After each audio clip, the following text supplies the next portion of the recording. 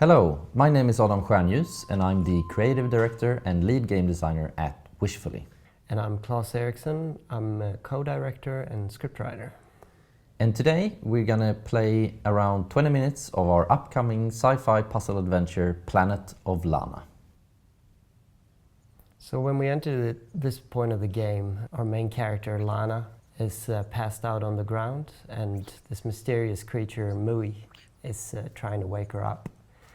The game starts with Lana's homeworld of Novo, this beautiful planet that you can all see, being invaded by this mysterious army of robots. And they start to abduct all the people in her home village, including her sister, but Lana herself manages to escape. And then before long she comes across this little creature Mui. And this scene takes place when they've just narrowly escaped an attack from one of these robots and depicts them sort of bonding for the journey ahead. Chai mui, ona, la, na.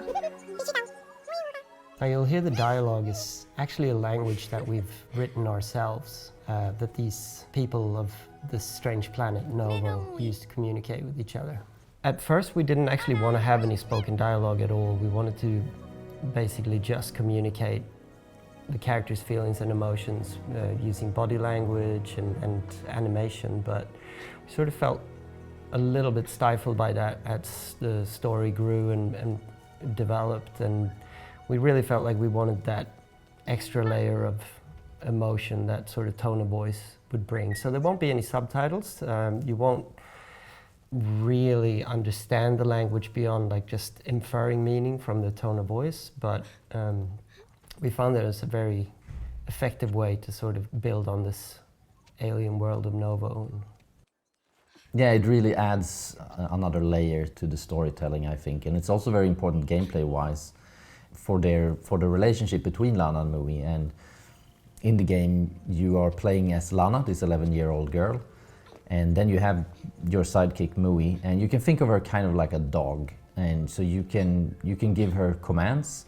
You can tell her to stop or to follow you, and you can also give her other commands. And so Lana and Mui is always communicating throughout the game, and that's also why it's so important that Lana got a voice of her own and the Mui answers her, and that communication between the characters. Hima.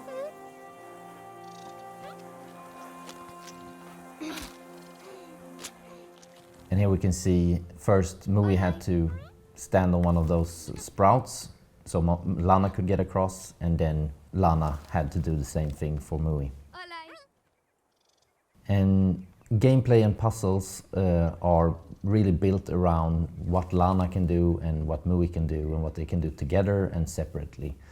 And it's very, very useful having Mui around. She can fit into small spaces, and she can also jump higher than you, and she can bite off cables and that kind of stuff. And she also has some special ability that you might have seen in our gameplay trailer, where she can hypnotize other animals with white glowing eyes on this planet of Novo, which also opens up a whole bunch of other gameplay possibilities. That's a lot of fun, and we focused a lot on making a fun, varied game, and to make this world enjoyable just to explore and to come across these weird creatures, and yeah.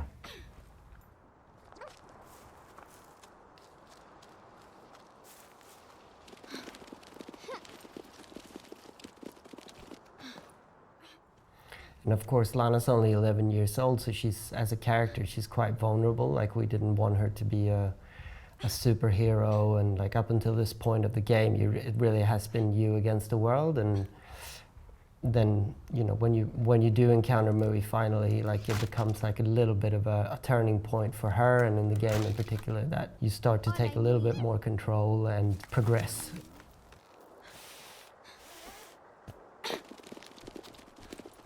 Yeah, and another thing I just want to touch on is the nature in our game, which we've spent a lot of time on making it feel right. So the planet of Novo, where this game is set, is quite similar to Earth when it comes to the nature, and of course the creatures are very alien and in that sense, but we really wanted to capture that feeling of being out in nature and feeling the wind blowing through the trees and the grass. We spent a lot of time on that, and we think we've done a good job and to really, push the details in the world, both like wind, but also little animals and critters, so you feel that you're really in the world.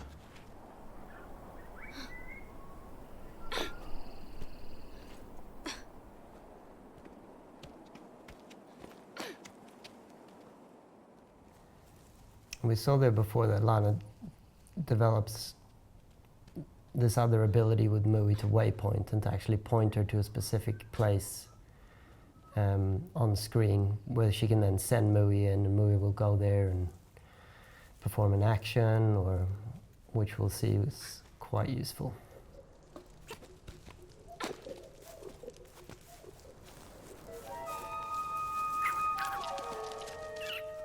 And here's another example of, just little fun details. This little stone crab creature here, that's a bit of a foreshadowing of what's to come.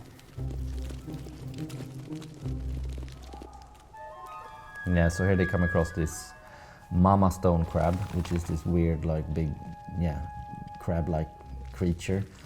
And a lot of fun of the game is meeting these weird creatures and figuring out how they interact with Lana and Mui, and if they interact differently with them. And here the player needs to figure out that this creature is actually only interested in Mui and eating Mui. It's not interested in Lana at all. So what the player can do here then is to tell Mui to stop in that little safe spot, and Mui is then effectively used as bait, luring that stone crab to the right side of that area. And Lana can then go around and use the creature as a platform to progress. And it's been a lot of fun during playtesting to see the reaction to people, like even at this stage in this snippet, people have already sort of grown an attachment to Mui and feel a bit bad about using her as bait. So that's very interesting to see that you can really connect with this little creature fairly quickly. Yeah, and that's exactly what we want. And here you can also see an example of what I was talking about before, that Mui can bite off ropes and cables, which is very useful.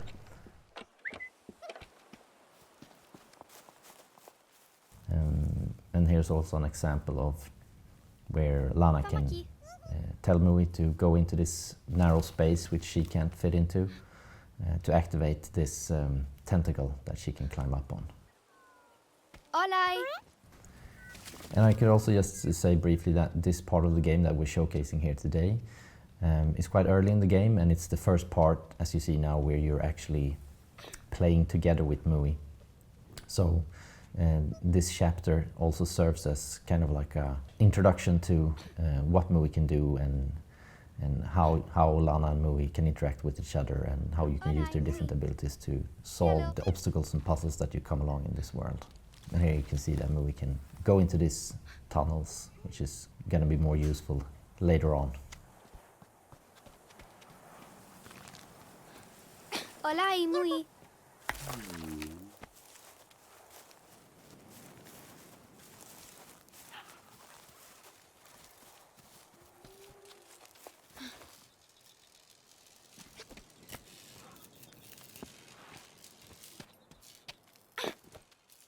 And now Lana comes across a slightly different structure aesthetically to what we've seen before. This, of course, is a box trap left behind by the invading robot army that they used to trap and capture the humans and creatures of Novo. And that's really been, like, visually, that's been a big guiding light from the sketch stages of the game, where this juxtaposition of this sort of lush, beautiful, natural world with this cold, metallic robot aesthetic.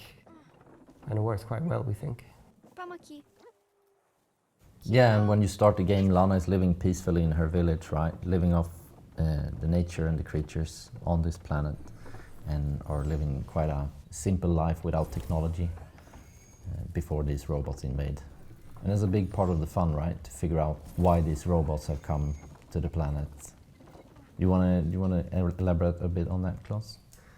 Yeah, for sure. That's a really a really big part of progressing through the game is, yeah, really figuring out who are these robots, where did they come from, what do they want with the people of Novo, and what's the end goal. And as far as storytelling goes there as well, that we have some cutscenes and like just cinematic moments in the game that we use to tell the story, but other than that, there's a lot of just background detail as well that sort of gives the players clues as to what's going on, what's the history of this planet.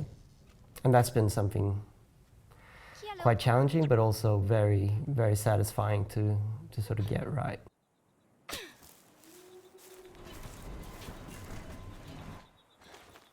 Hola, Imui.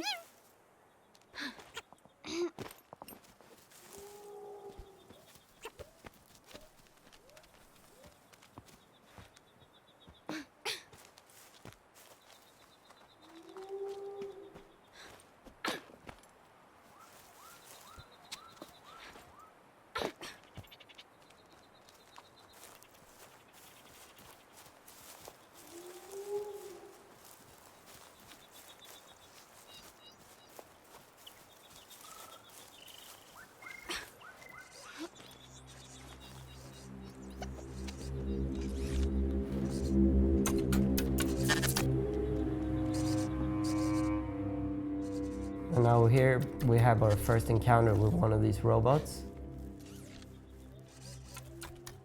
And of course, the ominous tones created by our very talented composer, Takeshi Furukawa.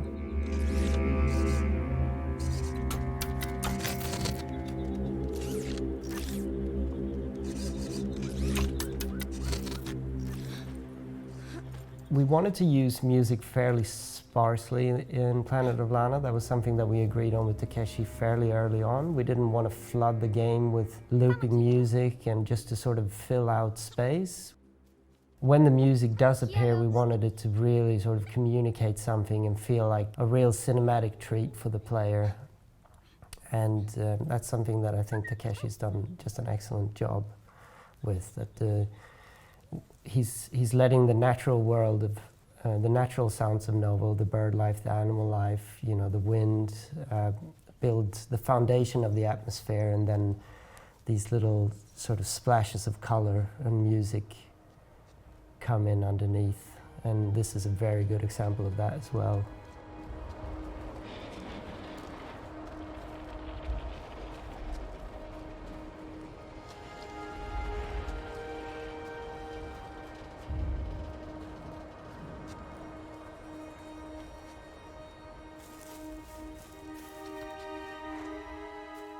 Yeah, and another thing I just wanted to touch base on is we often get the question like, can you play this game cooperatively?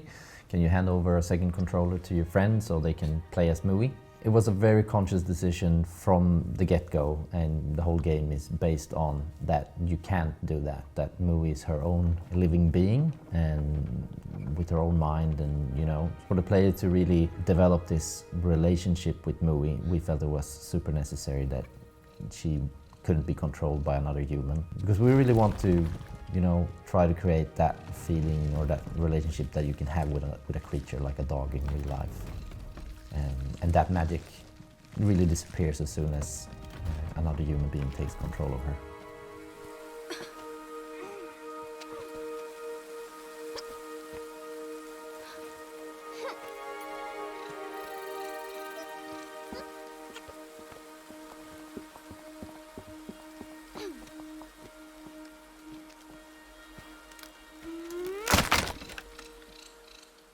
So gameplay-wise, a lot of the puzzles are a logical part of the world, and it's often environmental puzzles like these that you've seen in this part of the game that we're showcasing here.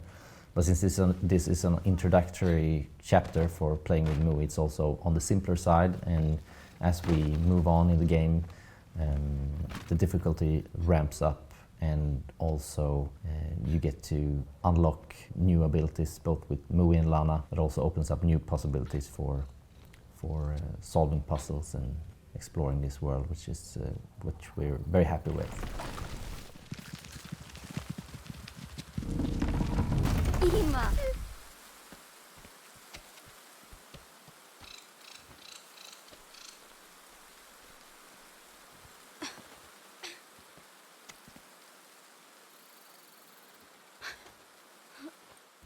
And in this puzzle, Lana and Mui had to use that stone crab to raise the elevator so they could move that box up so they could progress. And the humans that has built this kind of outpost for woodworking then realized that they're using these creatures as kind of work animals in some ways. So everything that you see in the game has, you know, has a thought behind it, and also the players that are more keen on noticing small details like that are more keen to puzzle together and learn more about the world that we've created.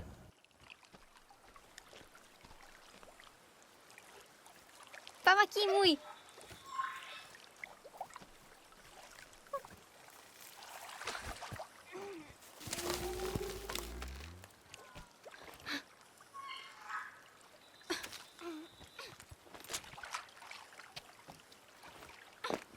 This is one of my favorite parts of this part of the game. So serene. And while we've really focused on, you know, having a good frequency of puzzles and you know, keeping the player engaged, I really do like these little moments as well, where you can just sort of take in the nature and really like immerse yourself in the world. And now we're coming up to our second scout robot friend here. And as we'll see here, plays this mysterious melody into the ether, which we're not quite sure why. This is also a part of the story.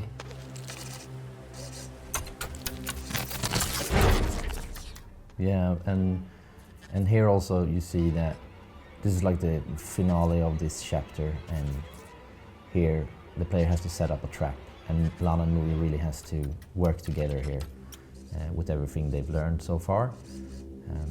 So what we can see here is this like big lump of wooden trunks that's set up with that rope, so the player then needs to figure out that Mui can bite off that rope at the exact right moment, and Lana can use herself as bait instead this time, and that's how they defeat that robot.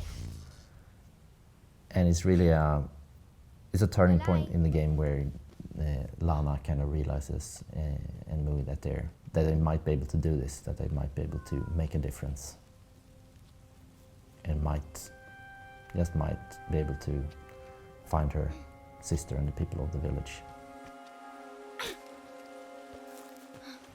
And of course, a lot of work went into, you know, making the scout robot a very intimidating and, you know, scary creature to encounter. It's something that we really wanted the players to dread those encounters.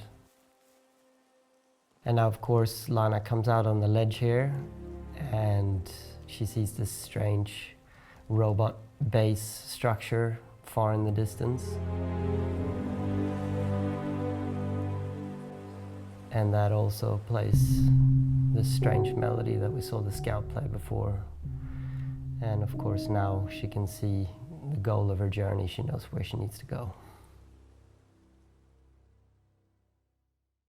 Yeah, and thank you very much, so much for watching, and hope you're as excited as we are for our upcoming game, Planet of Lana. See you next time.